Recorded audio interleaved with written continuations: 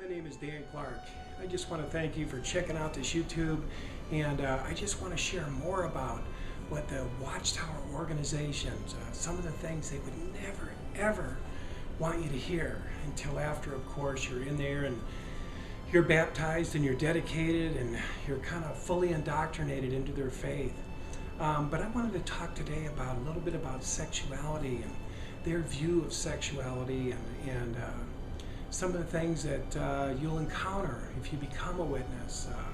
There's frequent articles that come out about sexuality and how you're supposed to handle yourself in the bedroom and yourself period and so on and so forth. And I just want to tell you that any type of oral sex or anything like that is prohibited within the Jehovah's Witness organization. Anything like that, they say it's something to do with homosexuality.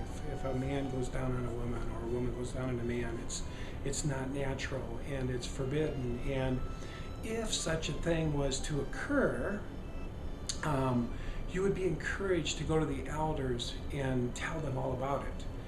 It says, if there's anyone sinning among you, let him call upon the older men of the congregation. So say what you would do, you say you practice some sort of oral sex with your wife, and the Watchtower article came out a month later and talks about sexual activities in the bedroom. And it might say, are you practicing such things? If you are, you need to talk to the older men of the congregation that they can grease you with the scriptures and bring you back to health. So anyway, you are literally to report to the elders, you and your husband, and tell them about the incidents. Tell them in full. Tell 2 or 3 elders. It might be you as a sister, it might be you as a brother, it might be the both of you. Tell them the whole story. Can you imagine going in before men, grown men, and tell them that you had oral sex with your husband or wife and in full detail? Well, that's what you're required to do as a Jehovah's Witness. And I want to tell you a personal story that I had one time. When I was in there, I wasn't fully aware that masturbation was something that you don't do as a Jehovah's Witness. And anyway, so I went in there, and sure enough, the Watchtower article comes out and says, that in the old days, in the old Bible, if the semen was to hit the ground, you'd have to go outside the city for days and remain unclean. And so when they brought it to present day, they said, if anybody in the congregation is doing this, that they would be entertaining wrong thoughts, and that's why they're having this problem. And in such a case, you would need to call on the older men of the congregation. So that's exactly what I did. My conscience started to bother me, and I thought I need to talk to these older men because I have a problem with this. And I went to the older men, and I had some privileges in the hall. I read the Watchtower, I did certain responsibilities, and I decided I was going to talk to them. So I went in there and talked to them, and they said, well, Brother Clark, this is terrible. And, from my perspective, I thought, man, these guys don't do this, man. These guys are really straight, man. It's, you would think they'd never done it ever in their life. So I'm like, oh my God, I'm, so sorry I've done this, And they said, we're going to have to take your responsibilities away. And I was like, whoa. So they took away my Watchtower reading, they took away my microphone handling, and the little responsibilities that I had. And they said, now what we want you to do, Brother Clark, is go home and put an X on a calendar and mark this day. And we want you to really, really, really work hard that this don't happen again.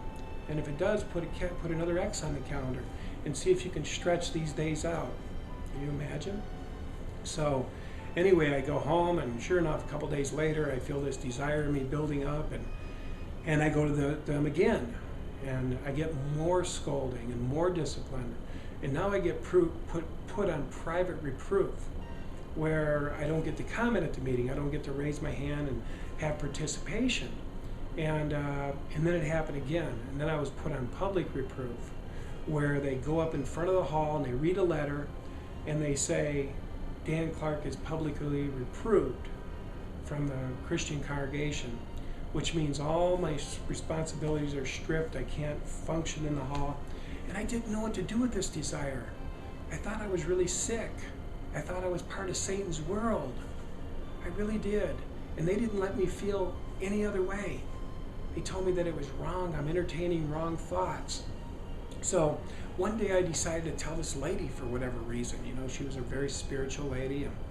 she said, you know, what's wrong? And I said, well, I've got some sexual problems. And she said, well, what is it? And I said, I don't know. She says, well, you can tell me. I've either done it or either thought about it or done it. And so I told her, and she laughed. And she had bought all these books for me, you know, like $100 worth of books. She was going to help me fix this problem. And she said, let's go back to the bookstore and let's talk. And she handed me a tape by Father Keating up in Snowmass, Colorado. And it had to do with this very thing, this sexual desire and what it is. And Father Keating said that it was a desire that it was put into us by God. And God said, become fruitful and become many and fill the earth and subdue it. And you would have this desire and this build-up, and it would be for the opposite sex, and the opposite sex would have that desire for you, and it was natural, and you know, and not that, you know, fully just masturbating all the time would be a good thing. Maybe some of you think it would be, but you know, not that you would be, you know, sexually addicted because you've done it a couple of times or whatever. But anyway, that's to everybody's conscience. But such a relief came over me when I heard that was a God-given desire, and then I just needed to manage it a little better, that it wasn't that you were a bad person or totally full of Satan and totally full of immorality. That's what I felt like when I was in that Kingdom Hall. I felt like I was totally filthy and totally full of Satan and the world, and they really made me feel bad. And so I just want to tell you, if you're studying or somebody you know studying to be a Jehovah's Witnesses, these are just a few more things that they'll never tell you in the Christian congregation, will never share with you until you're in, until you're fully indoctrinated. Then they come into your bedroom. Then they want to know what it is you're doing at all times, your sexual doings and so on and so forth. It's really gross. I've heard of families that have went before the elders and told all the dirty little secrets that they had between husband and wife, and I can't even imagine what it would be like. I mean, I could for me. Imagine being in your 20s, 25 at the peak, kind of in a man's sexual time, and being told it's bad, and you're entertaining wrong thoughts, and those are devilish thoughts, and you're part of the world, and you know, well, I'll tell you what happens. You start to develop a split personality, because one part of you wants to be in the organization because you feel you have the truth. The other part of you is sort of in the world. So you split right down the middle. You become fragmented. You get a split personality. That's what you have in store when you go into that organization. Everything is literalized. All the scriptures are literalized. There's no black and white. It's either you're in or you're out. You're either entertaining wrong thoughts or this. There's no empathy, so to speak. So I just want to tell you, that's the thinkingness. That's the ideology of that organization that you're studying with, that you're looking at.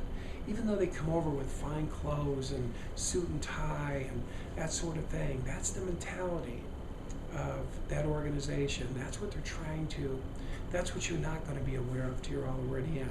So anyway, just wanted to share that little piece of personal advice to you, what happened to me, what happens to people, and I just don't think it's very cool, and like I said, it's something they'll never teach you until you're in there. So anyway, look forward to talking to you again on the next video and sharing a few more things that the Watchtower organization will never, ever teach you until you're indoctrinated. Thank you.